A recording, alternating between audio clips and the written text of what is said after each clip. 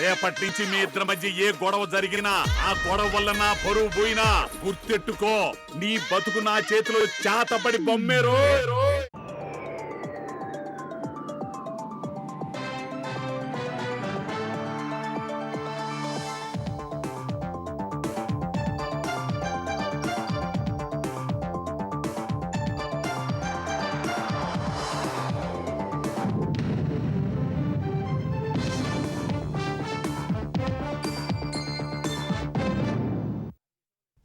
నమస్కారం, ETV news కి స్వాగతం. ముందుగా ముఖ్యాంశాలు. పశ్చిమాసియా యుద్ధంలో అమెరికాకు గట్టి ఎదురుదెబ్బ, 2 విమానాలను కూల్చేసిన ఇరాన్, ఓ పైలట్ గల్లంతు. గల్ఫ్ దేశాల డీశాలినేషన్ ప్లాంట్లపై విరుచుకుపడ్డ ఇరాన్, టెహ్రాన్లోని లక్ష్యాలపై ఇజ్రాయెల్ ముమ్మర దాడులు.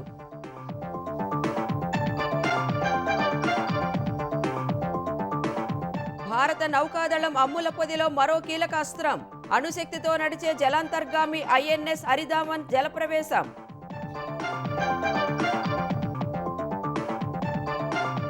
విజయవాడ ఉగ్రలింకుల కేసులో నిందితులు కీలక వివరాల వెల్లడి, భారత్ను ఇస్లామిక్ రాజ్యంగా మార్చాలనుకున్నట్లు వ్యాఖ్య.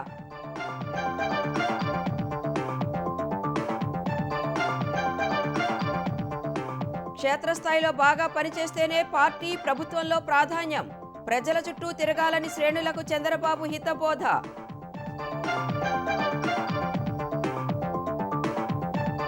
ప్రభుత్వ వైఫల్యం వల్లే పిల్లలు ప్రైవేట్ స్కూల్స్ కు వెళ్తున్నారన్న రేవంత్, నాణ్యమైన విద్య అందరి బాధ్యత అని సూచన.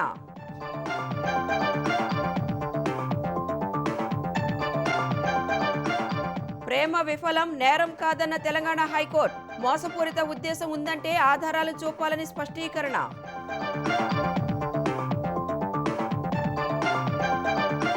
ఆఫ్ఘనిస్తాన్ను కుదిపేసిన భారీ భూకంపం, ఇల్లు కూలి ఒకే కుటుంబంలో 8 మంది మృతి, ఉత్తర భారతంలోనూ ప్రకంపనలు.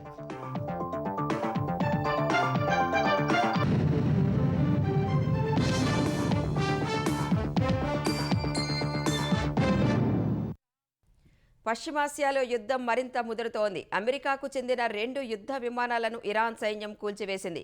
ఒక యుద్ధ విమానంలో ఉన్న 2 సిబ్బందిలో ఒకరిని కాపాడగా మరో వ్యక్తి కోసం గాలింపు కొనసాగుతోంది. 2వ విమానంలో ఉన్న ఏకైక పైలట్ ప్రాణాలతో బయటపడ్డాడు.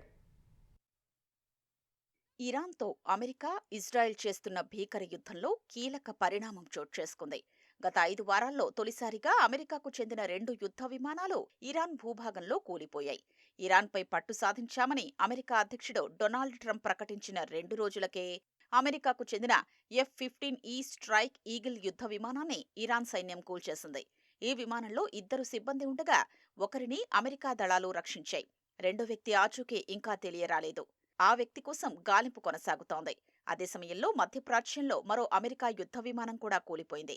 ఇరాన్ సైన్యానికి చెందిన ఆర్మీ ఎయిర్ డిఫెన్స్ ఫోర్స్ జరిపిన కాల్పుల్లో అమెరికాకు చెందిన A-10 యుద్ధ విమానం కూలిందని, అది దక్షిణ ఇరాన్లోని పర్షియన్ గల్ఫ్ ప్రాంతంలో పడిపోయిందని ఇరాన్ ప్రభుత్వ టీవీ ప్రకటించింది. హర్ముజ్ జలసంధి సమీపంలో ఈ ఘటన జరిగినట్లు పేర్కొంది. F-15 విమాన పైలట్లను రక్షించే చర్యల్లో పాల్గొన్న 2 అమెరికా విమానాలపై ఇరాన్ దాడులు చేసినట్లు 2 అమెరికా అధికారులు ధృవీకరించారు. సహాయక చర్యల్లో పాల్గొన్న ఒక A-10 యుద్ధ విమానం ఇరాన్ దాడులకు గురికాగా అందులో ఉన్న పైలట్ సముద్రంలోకి దూకారు. అతన్ని సురక్షితంగా రక్షించినట్లు సమాచారం. గాలింపు చర్యల్లో పాల్గొన్న 2 హెలికాప్టర్లలో ఒకటి F-15E విమానానికి చెందిన ఒక పైలట్ను రక్షించింది. అయితే తిరిగొస్తున్న క్రమంలో ఈ హెలికాప్టర్పై తుపాకులతో కాల్పులు జరగడంతో అందులోని సిబ్బందికి గాయాలయ్యాయి. ప్రస్తుతం ఆ హెలికాప్టర్ సురక్షితంగా ల్యాండ్ అయిందని, గాయపడిన వారికి చికిత్స అందుతోందని CBS వార్తా సంస్థ తెలిపింది.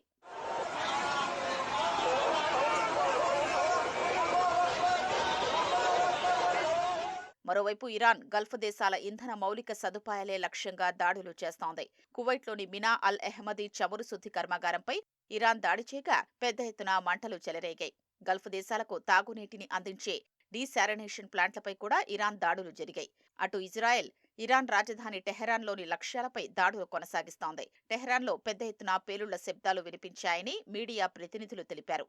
యుద్ధ విమానాలు చక్కర్లు కొట్టిన శబ్దాలు కూడా వచ్చాయని చెప్పారు. ఇరాన్తో భీకర యుద్ధం కొనసాగుతున్న వేళ అమెరికా అధ్యక్షుడు డొనాల్డ్ ట్రంప్ తన కార్యవర్గంలోని కీలక వ్యక్తులను మార్చడం చర్చనీయాంశంగా మారింది. ఇప్పటికే పలువురిపై వేటు వేయగా ఆ జాబితాలో మరికొందరి పేర్లు చేరినట్లు ప్రచారం మొదలైంది. అమెరికా అటార్నీ జనరల్ పామ్ బాండీపై వేటు వేసిన కొన్ని గంటలకే సైనిక చీఫ్ జనరల్ ర్యాండీ జార్జ్ రాజీనామా చేశారు. రక్షణ మంత్రి పీట్ హెగ్సేత్ ఆదేశాల మేరకు ఆయన వైదొలిగినట్లు తెలుస్తోంది. FBI director Kash Patel, director of intelligence Tulsi గబార్డ్పై కూడా వేటు పడే అవకాశం ఉన్నట్లు సమాచారం. ఇంకా ఆ జాబితాలో army secretary Daniel Driscoll, labour secretary Lori Chavez సహా మరికొందరి పేర్లు ఉన్నట్లు తెలుస్తోంది. అయితే వీరిలో కాష్ పటేల్ను తొలగించే అవకాశాలు మెండుగా ఉన్నాయని సంబంధిత వర్గాలు తెలిపాయి. FBI డైరెక్టర్గా బాధ్యతలు చేపట్టిన నాటి నుంచి ఆయన పలుమార్లు వివాదాల్లో చిక్కుకున్నారు. వ్యక్తిగత అవసరాల కోసం FBI జెట్లను వాడినట్లు ఆరోపణలు ఉన్నాయి. తులసి గబార్డ్ తీరుపై కూడా ట్రంప్ అసంతృప్తితో ఉన్నట్లు ప్రచారం జరుగుతోంది. ఇరాన్ యుద్ధం విషయమై ట్రంప్ ప్రకటనలకు భిన్నంగా ఆమె వ్యాఖ్యలు చేయటమే అందుకు కారణమని తెలుస్తోంది. భారత నౌకాదళం అమ్ముల పొదిలో మరో కీలక అస్త్రం చేరింది. అణుశక్తితో నడిచే బ్యాలిస్టిక్ క్షిపణి జలంతర్గామి INS హరిదమాన్ శుక్రవారం జలప్రవేశం చేసింది. తద్వారా భారత్ స్వదేశీ పరిజ్ఞానంతో నిర్మించిన 3వ అణుశక్తి జలంతర్గామిని అందుబాటులోకి తెచ్చింది. ఇది నౌకాదళ విభాగాన్ని మరింత బలోపేతం చేస్తుందని విశ్వసనీయ వర్గాలు తెలిపాయి. అయితే ఈ జలంతర్గామి ప్రవేశంపై ఎలాంటి అధికారిక ప్రకటన వెలువడలేదు. అణుశక్తితో నడిచే బ్యాలిస్టిక్ క్షిపణి జలంతర్గామి SSBN కార్యక్రమం అత్యంత రహస్యంగా సాగుతోంది. ఈ ప్రాజెక్టు కింద వచ్చిన మొదటి నౌక INS అరిహంత్, తరువాత INS అరిఘాత్ వచ్చాయి. భారతదేశపు మొదటి స్వదేశీ అణు జలంతర్గామి అయిన INS అరిహంత్ను 2009 జూలైలో ప్రారంభించి 2016లో నిశ్శబ్దంగా నౌకాదళంలోకి చేర్చింది. INS అరిఘాత్ను 2024 ఆగస్టులో ప్రారంభించింది. మరోవైపు శుక్రవారం విశాఖలో రక్షణ మంత్రి రాజ్నాథ్ సింగ్ సమక్షంలో నౌకాదళానికి చెందిన కొత్త యుద్ధ నౌక INS తారాగిరి కూడా జలప్రవేశం చేసింది. భారత్ను ఇస్లామిక్ రాజ్యంగా మార్చాలనే లక్ష్యంతోనే జిహాదీ భావజాలానికి ఆకర్షితులయ్యామని ఉగ్రమూలాలున్న నిందితులు విచారణలో వెల్లడించారు. దీనికి మద్దతుగా సామాజిక మాధ్యమాల్లో పోస్టులు పెట్టామని తెలిపారు. 5 రోజుల కస్టడీలో భాగంగా 3వ రోజు విజయవాడ ఉగ్రలింకుల కేసులో నిందితులను NIA, IB, CICL నగర పోలీసులు విచారించారు. రహంతుల్లా షరీఫ్, మహమ్మద్ డానిష్, మీర్జా సొహైల్ బేగ్, సైదా బేగం, అబ్దుల్ సలాంలను అనేక ప్రశ్నలు అడిగారు. విదేశాల్లోని హ్యాండ్లర్ల ఆదేశాల మేరకు గజ్వా-ఏ-హింద్ కోసం పనిచేసినట్లు వెల్లడించారు. విదేశీ హ్యాండ్లర్ అయిన షుకూర్ సామాజిక మాధ్యమాల ద్వారానే పరిచయం అయ్యాడని విజయవాడకు చెందిన రహంతుల్లా చెప్పినట్లు తెలిసింది. అతని ఆదేశాలతోనే AQISతో సంబంధాలున్న షాద్మాన్ దిల్కష్, సైదా బేగంను కలిసినట్లు చెప్పాడు. బెనెక్స్ గ్రూప్నకు చెందిన అజ్మానుల్లా ఖాన్, లక్కీ అహ్మద్, ఆసిఫ్ అలీ, జీషాన్, అబ్దుల్ సలాం పరిచయం అయ్యారని వివరించాడు. ఇప్పటి వరకు పోలీసులు అరెస్టు చేసిన 12 మంది ఆన్లైన్లో తప్ప బయట ఎక్కడా కలవలేదని నిందితులు చెప్పారు. ఇస్లామిక్ దేశాలకు చెందిన ఉగ్రవాదుల ఇన్స్టాగ్రామ్ ఐడీలను ఫాలో అవుతున్నట్లు వెల్లడించారు. కొన్ని కీలకమైన ప్రశ్నలకు వీరి నుంచి సమాధానాలు రాలేదని సమాచారం. పదవుల కోసం తన చుట్టూ తిరగకుండా ప్రజల చుట్టూ తిరగాలని టీడీపీ శ్రేణులకు అధినేత చంద్రబాబు హితబోధ చేశారు. క్షేత్రస్థాయిలో బాగా పనిచేస్తేనే పార్టీ, ప్రభుత్వంలో ప్రాధాన్యం పెరుగుతుందని స్పష్టం చేశారు. భవిష్యత్తులో వచ్చే ప్రతి ఎన్నికల్లోనూ తెలుగుదేశం ఓటింగ్ శాతం పెరిగితేనే బాగా పనిచేసినట్టని స్పష్టం చేశారు. మంగళగిరిలోని తెలుగుదేశం కేంద్ర కార్యాలయంలో జరుగుతున్న పార్టీ క్లస్టర్ ఇన్ఛార్జీల శిక్షణ కార్యక్రమంలో చంద్రబాబు పాల్గొన్నారు. వారితో కలిసి కూర్చొని కాసేపు క్లాసులు విన్నారు. కార్యకర్తల శిక్షణలో పాల్గొన్న ప్రతిసారి తనకు పాత రోజులు గుర్తొస్తున్నాయని తెలిపారు. సామాజిక వర్గాల వారి జనాభా దామాషా ప్రకారం పదవులు భర్తీ చేస్తున్నామని పార్టీ క్లస్టర్ ఇన్ఛార్జీలకు తెలిపారు.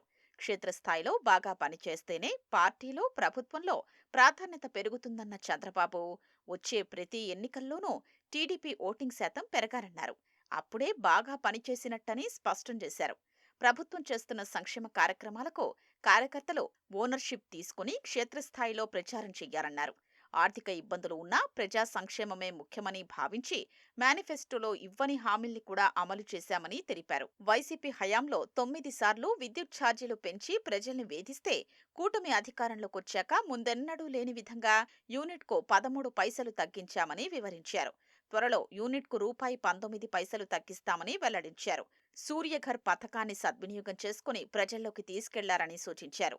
పలు పథకాల్లో ప్రభుత్వం ఇస్తున్న రాయితీలు ఉపయోగించుకుని కార్యకర్తలు పారిశ్రామికవేత్తలుగా ఎదగాలని పిలుపునిచ్చారు. మరోవైపు పార్టీ కార్యాలయానికి వచ్చిన ప్రజల నుంచి చంద్రబాబు వినతిపత్రాలు స్వీకరించారు. అమరావతి జేఏసీ ప్రతినిధులు సీఎంను కలిసి అమరావతికి చట్టబద్ధత కల్పించేలా కృషి చేసినందుకు కృతజ్ఞతలు తెలిపారు. దాదాపు 1631 రోజులకు పైగా రైతులు, విద్యార్థులు చేసిన పోరాటాల వల్లే ఈ ప్రతిఫలం దక్కిందని సీఎం అన్నారు.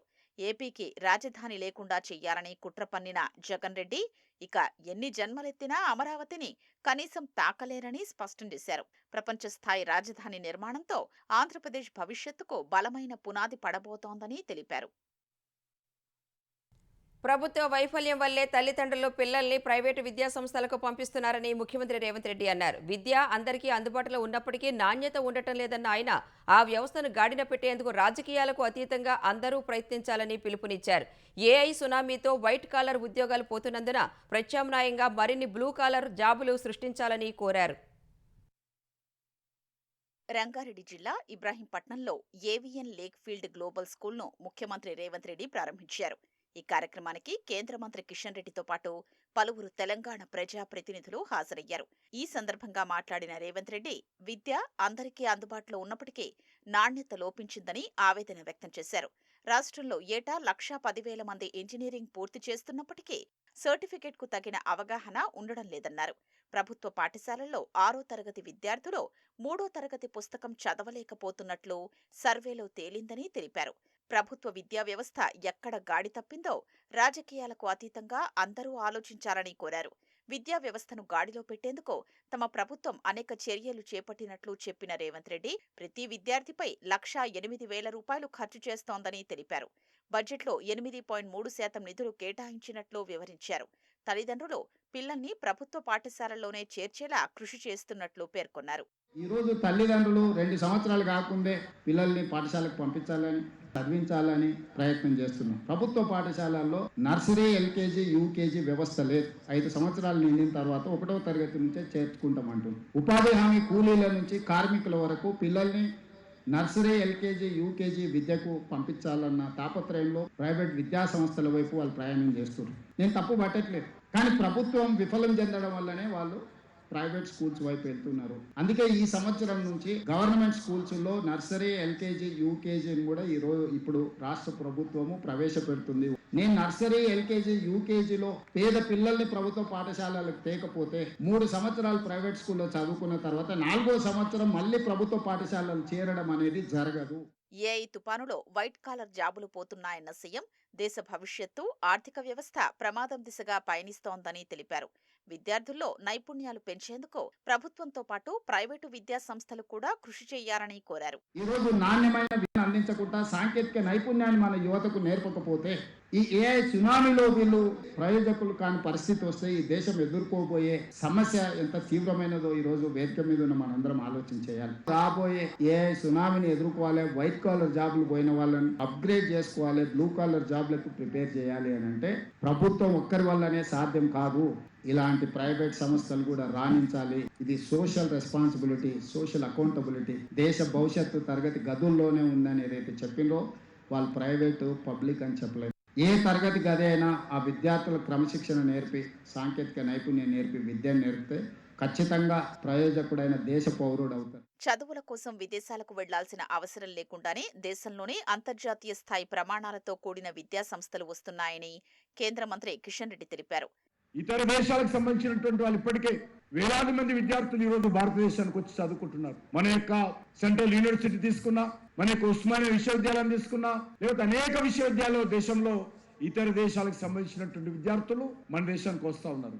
ఇది పెరగాల్సిన అవసరం ఉంది. మన తెలంగాణ ప్రజలకు కోరుతా ఉన్నాను, మీరు మీ పిల్లలను ఎవరు కూడా ఇతర దేశాలకు పంపించేటువంటి ప్రయత్నం, ఇబ్బందులకు గురై చేయకూడదు. చాలా మంది మనకు తెలుసు, మిడిల్ క్లాస్ ఫ్యామిలీస్ అప్పులు చేసి ఆస్తులు అమ్ముకొని ఇతర దేశాలకు పిల్లలను పంపిస్తా ఉన్నారు చదువు కోసం. కానీ ఆ పరిస్థితి మారింది. ఈ రోజు మన దేశంలో కూడా ఇతర దేశాలకు తల్లదన్నటువంటి మంచి విద్యా సంస్థలు మన దేశంలో వచ్చాయి, రాబోతున్నాయి కూడా. కాబట్టి ఆ విద్యా సంస్థల్లో చేర్పించేటువంటి ప్రయత్నం చేద్దాం.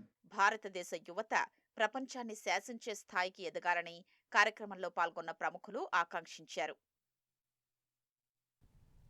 ఎస్ఎల్బీసీ పనులను వేగవంతం చేయడంపై తెలంగాణ ప్రభుత్వం దృష్టి సారించింది. రోజుకు 10 నుంచి 14 మీటర్ల మేర సొరంగం తవ్వే పనులు సాగాలనే ఆలోచనతో ఉంది. అందుకు అవసరమైన ప్రత్యేక పరికరాలను విదేశాల నుంచి త్వరగా తెప్పించేందుకు ప్రయత్నిస్తోంది. గత ఏడాది ఫిబ్రవరిలో జరిగిన ప్రమాదంతో ఎస్ఎల్బీసీ సొరంగంలో నిలిచిన పనులు తిరిగి ఈ ఏడాది ప్రారంభమయ్యాయి. ప్రమాదంలో టీబీఎం దెబ్బతినగా అత్యాధునిక సాంకేతిక పరిజ్ఞానాన్ని ఉపయోగించి డీబీఎం విధానంలో పనులు చేస్తున్నారు. ఫాల్టీ షియర్ జోన్లను నిర్ధారించేందుకు జాతీయ భూభౌతిక పరిశోధన సంస్థ ఎన్జీఆర్ఐ ఆధ్వర్యంలో హెలీబోర్న్ సర్వే నిర్వహించారు. మిగిలిన సొరంగ మార్గంలో 4 ప్రధాన షియర్ జోన్లను గుర్తించారు. వాటిని దృష్టిలో పెట్టుకుని పనులు సాగిస్తున్నారు. మొత్తం 43 కిలోమీటర్లకు పైగా ఉన్న సొరంగంలో ఇంకా 9 కిలోమీటర్లకు పైగా తవ్వాల్సి ఉంది. ఈ ఏడాది ఫిబ్రవరి 17న పనులు పునః ప్రారంభం కాగా ప్రస్తుతం 2 వైపుల నుంచి పనులు జరుగుతున్నాయి. ఇప్పటి వరకు 86 మీటర్లకు పైగా తవ్వకం జరిగింది. ఎస్ఎల్బీసీ పనుల పురోగతిపై నీటిపారుదల శాఖ మంత్రి ఉత్తమ్ కుమార్ రెడ్డి ఎప్పటికప్పుడు ఆరా తీస్తూ ప్రాజెక్టు పనుల కోసం ప్రత్యేక పర్యవేక్షణ విభాగాన్ని ఏర్పాటు చేశారు. సీఎం రేవంత్ రెడ్డి 1-2 రోజుల్లో ప్రాజెక్టు పనులపై సమీక్ష నిర్వహించి కొన్ని నిర్ణయాలు తీసుకుంటారని చెబుతున్నారు. వివాహం చేసుకుంటానంటూ ప్రేమలో కొనసాగి తర్వాత విఫలమైతే అది నేరం కాదని తెలంగాణ హైకోర్టు తేల్చి చెప్పింది. మోసం చేయాలనే ఉద్దేశంతోనే అలా చేసినట్లు వాదిస్తే అందుకు ఆధారాలు ఉండాలని స్పష్టం చేసింది. పెళ్లి చేసుకుంటానని హామీ ఇచ్చి తర్వాత చేసుకోలేదంటూ ఓ యువతి ఇచ్చిన ఫిర్యాదు ఆధారంగా నమోదైన కేసును కొట్టివేయాలని రామగుండం జిల్లాకు చెందిన కె సంతోష్ హైకోర్టులో పిటిషన్ దాఖలు చేశారు. దీనిపై జస్టిస్ ఎన్జీ తుకారాంజీ విచారణ చేపట్టారు. ఎలాంటి ఆధారాలు లేకుండా నమోదు చేసిన కేసును కొట్టివేయాలని పిటిషనర్ తరపు న్యాయవాది కోరారు. వ్యక్తిగత సంబంధాలు దెబ్బతింటే అవి నేరం పరిధిలోకి రావని గతంలో ఇదే హైకోర్టు ఇచ్చిన తీర్పులను ప్రస్తావించారు. ఇరుపక్షాల వాదనలు విన్న న్యాయమూర్తి వివాహం చేసుకుంటానని హామీ ఇచ్చి మోసం చేశారన్న దానిపై గతంలో సుప్రీంకోర్టు స్పష్టమైన తీర్పులు ఇచ్చిందని తెలిపారు. వీటి ప్రకారం ఆదిలో మోసపూరిత ఉద్దేశం లేనప్పుడు అది వివాహం చేసుకుంటానన్న వాగ్దానం ఉల్లంఘన మాత్రమేనని పేర్కొన్నారు. మోసం చేయాలనే దురుద్దేశం లేకపోతే దాన్ని మోసంగా పరిగణించలేమని వివరించారు. పిటిషనర్పై కేసును కొనసాగించడం చట్ట ప్రక్రియను దుర్వినియోగం చేయడమేనని స్పష్టం చేశారు. ఫలితంగా హైకోర్టు విచక్షణ అధికారాన్ని వినియోగించి పిటిషనర్పై నమోదైన కేసును కొట్టివేస్తూ ఉత్తర్వులు జారీ చేశారు. డీజీపీ నియామకానికి సంబంధించి 2 వారాల్లో నిర్ణయం తీసుకుంటామని తెలంగాణ ప్రభుత్వం హైకోర్టుకు నివేదించింది. డీజీపీగా శివధర్ రెడ్డి నియామకాన్ని సవాలు చేస్తూ ధనగోపాల్ దాఖలు చేసిన పిటిషన్పై జస్టిస్ బి విజయసేన్ రెడ్డి విచారణ చేపట్టారు. ప్రకాష్ సింగ్ కేసులో సుప్రీంకోర్టు జారీ చేసిన మార్గదర్శకాల ప్రకారం ప్రస్తుత డీజీపీ నియామకం జరగలేదని పిటిషనర్ తరపు న్యాయవాది హైకోర్టుకు తెలిపారు. తాత్కాలిక ప్రాతిపదికన నియమితులయ్యారని వివరించారు. ప్రభుత్వం సాకులు చెబుతూ నియామకంలో జాప్యం చేస్తోందని ఆరోపించారు. అడ్వకేట్ జనరల్ సుదర్శన్ రెడ్డి ఈ వాదనతో విభేదించారు. రాష్ట్ర ప్రభుత్వం పంపిన సిఫార్సులను యూపీఎస్సీ పరిగణలోకి తీసుకుని జాబితాను సిద్ధం చేసి మార్చి 12న పంపిందన్నారు. ప్రస్తుతం అసెంబ్లీ సమావేశాల నేపథ్యంలో దీనిపై నిర్ణయం తీసుకోవడంలో జాప్యం జరుగుతోందన్నారు. నిర్ణయం తీసుకోవడానికి 2 వారాల గడువు కోరారు. ఈ వాదనలను పరిగణలోకి తీసుకున్న న్యాయమూర్తి తదుపరి విచారణను ఈ నెల 13కు వాయిదా వేశారు. తెలంగాణ పోలీసు బృందాలు ఆల్ ఇండియా పోలీస్ డ్యూటీ మీట్లో వరుసగా 3వ ఓవరాల్ ఛాంపియన్ ట్రోఫీని గెలుచుకుని హ్యాట్రిక్ సాధించాయి. సిఐడి పర్యవేక్షణలో నిరంతర శిక్షణతో ఈ విజయం నమోదు చేశాయి. వరుస విజయాలతో జాతీయ స్థాయిలో తెలంగాణ పోలీసులు మరోసారి తమ ప్రతిభ చాటుకోవడంపై సీఎం రేవంత్ రెడ్డి రాష్ట్ర పోలీసు బృందానికి అభినందనలు తెలిపారు. ఈ విజయం రాష్ట్ర పోలీసుల కృషి క్రమశిక్షణకు నిదర్శనమని అన్నారు. తెలంగాణ పోలీసుల విజయ పరంపర గత 3 ఏళ్లుగా కొనసాగుతోంది. 2024లో లక్నో, 2025లో రాంచీ, 2026లో నాగ్పూర్లో జరిగిన అఖిల భారత పోలీసు డ్యూటీ మీట్లో తెలంగాణ ఓవరాల్ ఛాంపియన్గా నిలిచింది. ఈసారి నాగ్పూర్లో జరిగిన 69వ పోలీసు డ్యూటీ మీట్లో ఓవరాల్ ఛాంపియన్ ట్రోఫీతో పాటు anti sabotage check, videography, computer awareness విభాగాల్లో విజేతగా నిలిచింది. మైక్రో ఇరిగేషన్ ప్రాజెక్ట్ అమలులో ఆంధ్రప్రదేశ్ దేశంలోనే ప్రథమ స్థానంలో నిలవడం పట్ల సీఎం చంద్రబాబు హర్షం వ్యక్తం చేశారు. 2025-26 ఆర్థిక సంవత్సరంలో నిర్దేశించుకున్న లక్ష్యాలను అధిగమించి రికార్డు స్థాయిలో 126,057 హెక్టార్లను సూక్ష్మ సేద్యం పరిధిలోకి తీసుకొచ్చిన అధికారులు, సిబ్బందిని అభినందించారు. ఏపీ తర్వాత 105,000 హెక్టార్ల మైక్రో ఇరిగేషన్ సాగుతో గుజరాత్ 2వ స్థానంలో ఉందన్నారు. ప్రతి నీటి బొట్టును సద్వినియోగం చేసుకోవాలన్న ప్రభుత్వ సంకల్పాన్ని క్షేత్రస్థాయిలోకి తీసుకువెళ్లి ఏపీని దేశంలోని అగ్రగామిగా నిలిపేందుకు అధికారులు చేసిన కృషిని సీఎం కొనియాడారు. ఈ పథకాన్ని వినియోగించుకుంటున్న 108,143 మంది రైతులకు శుభాకాంక్షలు తెలిపారు. ఆధునిక సాగు పద్ధతుల ద్వారా వారికి నాణ్యమైన దిగుబడి, అధిక లాభాలు రావాలని ఆకాంక్షించారు. డ్రిప్, స్ప్రింక్లర్ల పద్ధతులు అవలంబిస్తున్న రైతులకు నీటి పొదుపుతో పాటు సాగు ఖర్చు తగ్గి ఆర్థికంగా నిలదొక్కుంటారనే ఆశాభావం వ్యక్తం చేశారు. టమోటా, ఆయిల్ ఫామ్, మిర్చి నుంచి పప్పు ధాన్యాల వరకు వైవిధ్యమైన పంటలు సాగు చేస్తున్న రైతులకు ప్రభుత్వం అండగా ఉంటుందని భరోసా ఇచ్చారు. మైక్రో ఇరిగేషన్ ప్రాజెక్టు అమల్లో భాగంగా 1030 కోట్ల మేర సబ్సిడీని రైతులకు అందించామన్నారు. అర్హులైన ప్రతి రైతుకు సకాలంలో సబ్సిడీ అందేలా చూడాలని ఆదేశించారు. ఆంధ్రప్రదేశ్లో కూటమి ప్రభుత్వం అధికారంలోకి వచ్చిన తర్వాత రైతుల నుంచి ధాన్యం కొనుగోళ్లలో పారదర్శకత ఉండేలా సంస్కరణలు తెచ్చామని పౌర సరఫరాల శాఖ మంత్రి నాదెండ్ల మనోహర్ చెప్పారు. ఎన్నికల ముందు ఇచ్చిన హామీ మేరకు 48 గంటల్లో రైతులకు నగదు చెల్లిస్తున్నట్లు తూర్పుగోదావరి జిల్లా నిడదవోలులో చెప్పారు. ధాన్యం అమ్మకంలో రైతులకు పూర్తి స్వేచ్ఛను కల్పించామన్నారు. రైతులు ధాన్యాన్ని తమకు ఇష్టమైన మిల్లుకు అమ్ముకునే ఏర్పాటు చేశామన్న మంత్రి తేమ శాతంలో తేడా రాకుండా జాగ్రత్తలు తీసుకున్నామని వివరించారు. ఇవాల్టి నుంచి రబీ పంటను ప్రభుత్వం కొనుగోలు చేయనున్నట్లు తెలిపారు. రబీ పంటను కూడా కొనుగోలు చేయడానికి కూటమి ప్రభుత్వం సిద్ధమైంది. దానికి అనుగుణంగా 1917 ధాన్యం కొనుగోలు కేంద్రాలు, సుమారు 17,200 లారీలు GPS తోటి సిద్ధం చేసి రాష్ట్ర వ్యాప్తంగా ఈ జిల్లాలో ఉన్న 1264 రైస్ మిల్లు వరకు ఆల్రెడీ బ్యాంక్ గ్యారంటీలు తీసుకుని వాళ్ళకి సంబంధించిన ప్రాంతాల్లో ఆ ధాన్యం కొనుగోలు కేంద్రాలతో వాళ్ళని ట్యాగ్ చేసి సిద్ధంగా పెట్టాం. సుమారు 5,40,00,000 గోతాలు సిద్ధం చేశాం. పల్నాడు జిల్లా దుర్గికి చెందిన ఓ వ్యక్తి అప్పుల బాధతో కుటుంబంతో కలిసి చనిపోవాలని భావించగా భార్య అప్రమత్తతతో ప్రమాదం తప్పింది. అమరేంద్ర అనే వ్యక్తి పీకల్లోతు అప్పుల్లో కూరుకుపోయాడు. అప్పిచ్చిన వాళ్లకు సమాధానం చెప్పలేక ఆత్మహత్య చేసుకోవాలనుకున్నాడు. కలిసి చనిపోదామంటూ భార్య త్రివేణిని ప్రేరేపించాడు. ఈ క్రమంలో స్నేహితుడి వద్ద కారు తీసుకున్నాడు. భార్య, 2 పిల్లల్ని అందులో ఎక్కించుకుని ఆత్మహత్య చేసుకోవడానికి బయలుదేరాడు. భయపడిన భార్య వద్దని వేడుకున్నా అమరేంద్ర వినిపించుకోలేదు. దీంతో త్రివేణి రహస్యంగా అత్తమామలకు ఫోన్లో సమాచారం ఇచ్చింది. కంగారు పడిన అమరేంద్ర తల్లిదండ్రులు విషయాన్ని పోలీసులకు చెప్పి కాపాడాలని కోరారు. వెంటనే రంగంలోకి దిగిన నర్సరావుపేట గ్రామీణ ఎస్ఐ కిషోర్ వారి ఫోన్ ట్రేస్ చేశారు. కారు నర్సరావుపేట గుంటూరు రోడ్లోని డంపింగ్ యార్డు వద్ద ఉందని గుర్తించి వెంటనే అక్కడికి వెళ్లారు. పోలీసుల రాకతో అమరేంద్రకు చెమటలు పట్టగా భార్య త్రివేణి ఊపిరి పీల్చుకుంది. పోలీసులు దంపతులు కారు దింపి పిల్లల మొహం చూసైనా బతకాలనిపించలేదా అని అమరేంద్రకు కౌన్సిలింగ్ ఇచ్చారు.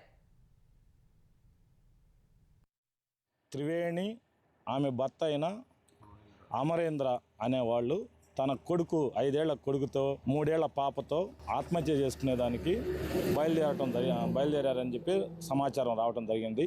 సదరు సమాచారం మీద ఆ యొక్క ఫోన్ నెంబర్ని ఇట్లా లొకేషన్ ట్రేస్ చేసి వెంబడించి ఇక్కడ SRKT అండర్ బ్రిడ్జి మీద పట్టుకోవడం జరిగినది. ఆపి వాళ్ళ కుటుంబీకులను పిలిచి వాళ్ళకి అప్పచెప్పడం జరిగినది. వాళ్ళు చాలా సంతోషంగా వ్యక్తం చేశారు. కొంచెం క్షణికావేశంలో ఆర్థిక ఇబ్బందుల వల్ల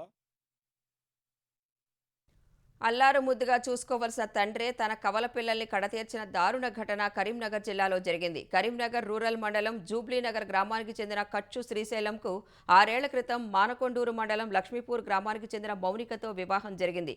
శ్రీశైలం, మౌనిక దంపతులకు గీతన్శ్రీ, గీతాన్విక అనే 2 కవల పిల్లలు ఉన్నారు. ఆడ సంతానం కావటం వల్ల తరచూ భార్యాభర్తల మధ్య గొడవలు జరిగేవి. ఈ క్రమంలో శుక్రవారం సాయంత్రం 4 ఏళ్ల చిన్నారులతో కలిసి పొలానికి వెళ్లిన శ్రీశైలం వారిద్దరిని బావిలోకి నెట్టేశాడు. తరువాత తాను కూడా బావిలో దూకినా ఈత రావడంతో సురక్షితంగా బయటకు వచ్చాడు.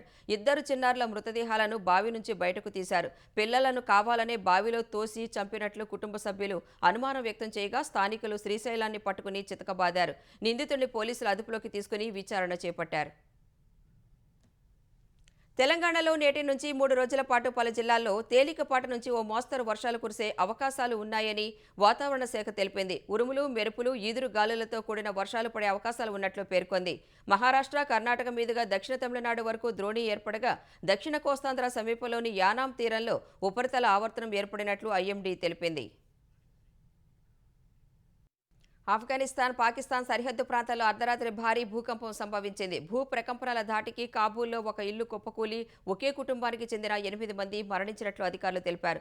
ఓ చిన్నారి గాయపడినట్లు చెప్పారు. భూకంప తీవ్రత రిక్టర్ స్కేల్పై 5.8 నమోదైనట్లు వెల్లడించారు. ఆరోగ్య సిబ్బందిని అప్రమత్తం చేసినట్టు తెలిపారు. భూకంప కేంద్రం హిందూకుష్ పర్వత శ్రేణుల్లో భూమికి 180 కిలోమీటర్ల లోతులో ఉన్నట్లు euro Mediterranean seismological centre, US geological survey వెల్లడించాయి. భూకంప కేంద్రం లోతు ఎక్కువగా ఉన్న నేపథ్యంలో దీని ప్రభావం పాకిస్తాన్లోని ఇస్లామాబాద్, పెషావర్ సహా పలు నగరాల్లో కనిపించింది. అయితే ఆస్తి, ప్రాణ నష్టానికి సంబంధించి ఎలాంటి సమాచారం వెలువడలేదు. ఆఫ్ఘాన్ భూకంప ప్రభావం ఉత్తర భారతదేశంలోని పలు రాష్ట్రాలపై పడింది. నిన్న రాత్రి 9:42 సమయంలో కొన్ని సెకన్ల పాటు ఢిల్లీ సహా జమ్మూ కాశ్మీర్, పంజాబ్, హర్యానాలోని పలు చోట్ల భూమి కంపించింది. దీని తీవ్రత రిక్టర్ స్కేలుపై 5.9గా నమోదైనట్లు national centre for seismology NCS వెల్లడించింది. భూకంపం సంభవించిన సమయంలో ఇళ్లలోని సీలింగ్ ఫ్యాన్లు, లైట్లు ఊగుతున్న దృశ్యాలను చాలా మంది తమ స్మార్ట్ ఫోన్లలో బంధించి సోషల్ మీడియాలో షేర్ చేశారు. మంత్రి నారా లోకేష్ ఇవాళ కర్ణాటకలోని రాయచూర్ జిల్లా సింధనూరులో పర్యటించనున్నారు. ఉదయం కర్ణాటకలోని సింధనూరుకు చేరుకుని MG సర్కిల్ నుంచి గంగావతి రోడ్డు వరకు బైక్ ర్యాలీలో పాల్గొంటారు. గంగావతి రోడ్డులోని ఓ కళ్యాణ మండపంలో కేంద్ర ఉక్కు శాఖ మంత్రి కుమారస్వామి, రక్షణ శాఖ సహాయ మంత్రి సంజయ్ సేత్తో కలిసి NTR విగ్రహాన్ని ఆవిష్కరించనున్నారు. అనంతరం హోసల్లి క్యాంపులో శ్రీకృష్ణదేవరాయ సైనిక్ స్కూల్ ప్రారంభోత్సవంలో పాల్గొంటారు. శ్రీకృష్ణదేవరాయ సైనిక్ స్కూల్ హాస్టల్ భవనాన్ని ప్రారంభిస్తారు. మధ్యాహ్నం శ్రీకృష్ణదేవరాయ సైనిక్ స్కూల్లో ఏర్పాటు చేసిన బహిరంగ సభలో పాల్గొంటారు. సాంకేతిక ప్రపంచాన్ని శాసిస్తున్న కృత్రిమ మేధపై అవగాహన పెంచేందుకు, భవిష్యత్తు సవాళ్లను ఎదుర్కొనేందుకు విజయవాడ వేదికగా ఇవాళ అమరావతి AI సమ్మిట్ జరగనుంది. అమరావతి పరిధిలో జరుగుతున్న తొలి అతిపెద్ద AI సమ్మిట్ ఇదేనని నిర్వాహకులు తెలిపారు. రాష్ట్ర ప్రభుత్వం STPI ఆధ్వర్యంలో ఈ సదస్సు జరగనున్నట్లు వెల్లడించారు. విద్యార్థులకు కెరీర్ పట్ల స్పష్టత ఇవ్వడం, మారుతున్న టెక్నాలజీకి అనుగుణంగా నైపుణ్యాలను పెంచుకోవడంపై ఈ సమ్మిట్లో నిపుణులు దిశానిర్దేశం చేయనున్నారు. ప్రస్తుతం కీలకంగా ఉన్న ఏజెంటిక్ AI పై ప్రత్యేకంగా చర్చించనున్నట్లు నిర్వాహకులు తెలిపారు. ఎక్స్క్లూజివ్గా 4th సమ్మిట్ అండి. ఇది విజయవాడలో మాత్రం అంటే ఈ అమరావతి రీజియన్లో మాత్రం ఫస్ట్ సమ్మిట్ జరుగుతుంది. సో ఇవాళ సమ్మిట్లో మీకు టాప్ AI ఎక్స్పర్ట్స్ అంటే రిలయన్స్ జియో నుంచి TCS, Infosys, so we're getting almost like 20 speakers వస్తున్నారు. నార్మల్గా మా టెక్నాలజీ డొమైన్లో ఏంటంటే ప్రతి 5 yearsకి ఒకసారి ఒక వేవ్ వస్తుంది.